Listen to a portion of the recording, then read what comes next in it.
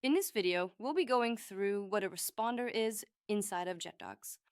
Now, the idea of a responder overlaps with the idea of an assignee, aka who the ticket is currently assigned to.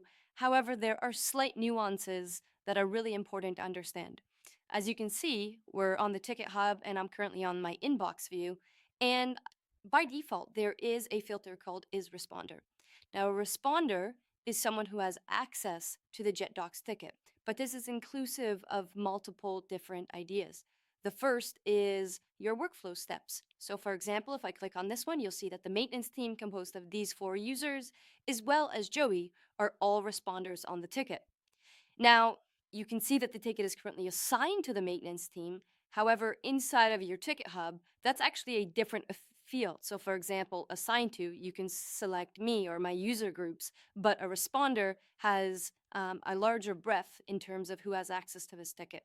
The best way to understand this is going into the catalog builder, clicking on a template, and looking at the summary page.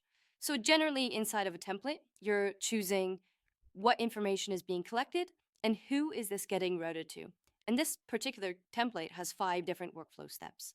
Now these workflow steps, when we click on this, you can see the maintenance team, which is a user group, operations, which is a user group, QA and engineering, also user groups, and then we also have Joey, which is an individual user. When we go back to the summary page, these 5 workflow steps automatically encompass these different user groups and users.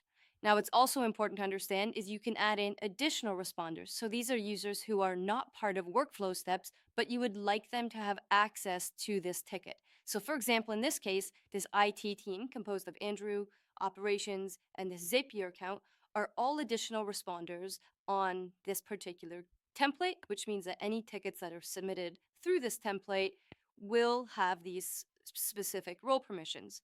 Now, when we go to the permissions tab on the left-hand side, this is where you can add in additional responders. And so responders can be thought of who has oversight into this ticket.